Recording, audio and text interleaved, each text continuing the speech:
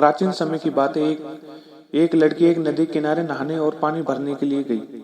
उसने नहाने के लिए अपने कपड़े उतारे और उनको किनारे पर रखा। नहाने के लिए पानी में चली गई। जब वह नहा रही थी तो वहां पर एक बंदर आता है।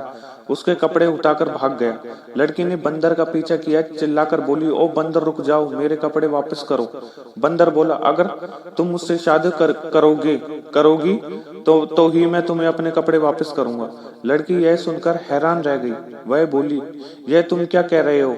मैं तुमसे शादी कैसे कर सकती हूँ? मैं एक लड़की हूँ और तुम एक बंदर हो। बंदर बोला, ठीक है, मत करो शादी मुझसे, मैं तुम्हारे कपड़े नहीं दूंगा। लड़की बेचारी यह सुनकर बहुत परेशान हुई, पर कुछ कर भी नहीं सकती थी। आखिर थक हार कर उसने उस बंदर से शादी करने को तैयार हो गई। शादी करने के बाद वह बंदर उसको अपने घर पर ले गया।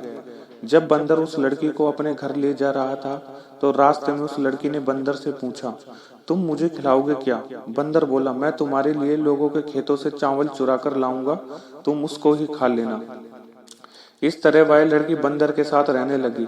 बंदर उस लड़की के लिए लोगों के खेतों से मक्का, चावल, बाजरा, गेहूं आदि लेकर आता और उसे वह लड़की पकाकर खा लेती। वह लड़की उस बंदर के साथ रहती जरूर थी, पर वह हमेशा यही सोचती रहती थी कि किस तरह उस बंदर से पीछा छुड़ाया जाए। एक दिन जब उसका बंदर पति बाहर गया हुआ था तो उसने उसकी बूढ़ी माँ को, जो उसी के घर में रहती थी, मार दिया और उसने उसकी खाल निकाल ली और खुद उसको पहनकर बैठ गई। जब बंदर घर वापस आया तो उसने माँ को देखकर उससे पूछा, मेरी पत्नी कहाँ है? उसकी पत्नी, जो उसकी माँ बनी हुई थी, बोली, बेटा मुझे क्या मालूम तेरी पत्नी कहाँ है, कहीं भाग गई होगी। यह सुनकर बंदर बहुत ही गुस्सा हुआ और बोला, तुमको नहीं पता कि मेरी पत्नी कहाँ भाग गई है? अच्छा तो यही है कि तुम भी यहाँ से भाग जाओ। लड़की यह सुनकर बहुत खुश हुई और बोली, ठीक है, यदि तुम मुझे इस घर में नहीं देखना चाहते तो मैं अभी इस घर से चली जाती हूँ। और यह कहकर वह लड़की जितनी तेजी से भाग सकती थी उतनी तेजी से भागकर वहां से चली गई। भागते भागते वह अपने भाइयों के घर पहुंच गई। सारा हाल अपने भाइयों को सुनाया। यह सब सुनकर उसके भाई भी बहुत गुस्सा हुए और बहन के बंदर पति को अपनी बंदूक से गोली मारने के लिए वहां से रवाना हो गए। वह बंदर पति उनको कहीं पर भी नहीं मिला। वे उसको बिना मारे ही वापस लौट आए। कुछ दिनों बाद उस लड़की को एक बच्चा पैदा हुआ।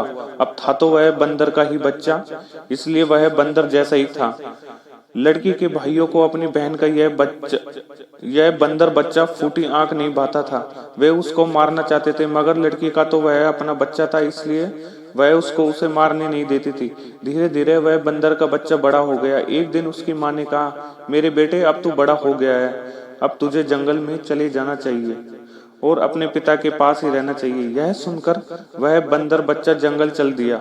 वह पहाड़ियों के पास आराम से रहा करता था, पेड़ों पर चढ़ता था, पर बोलता नहीं था। जिस दिन वह बंदर बच्चा जंगल की तरफ चला गया, उसके जाने के कुछ देर बाद उसकी माँ ने मशीन से कपास काटना शुरू कर दिया। जब उस मशीन की आवाज बंदर के कानों में पड़ती तो वह बोला, ओह, मेरी माँ अकेली कपास साफ कर रही है। यह सोचकर वह बहुत ही दुखी हुआ। तुरंत ही वह घर की तरफ रवाना हो गया। बंदर बच्चे की माँ को भी अपने बेटे की बहुत याद आ रही थी। वह अपने भाइयों के डर से अपने बंदर बच्चे को साथ में रखने से डरती थी। सो जब उसका बेटा घर आया तो उसको देखकर वह बहुत खुश हुई, फिर जंगल भेजने पर मजबूर हो गई। अगले दिन उसने फिर बंदर के बच्चे को जंगल भेज दिया और उस दिन उसने कपास साफ करने की मशीन नहीं चलाई। तो बंदर का बच्चा भी जब पेड़ पर चढ़ा तो उसने मशीन की आवाज उसे सुनाई नहीं दी और वह फिर हमेशा के लिए जंगल की तरफ चला गया।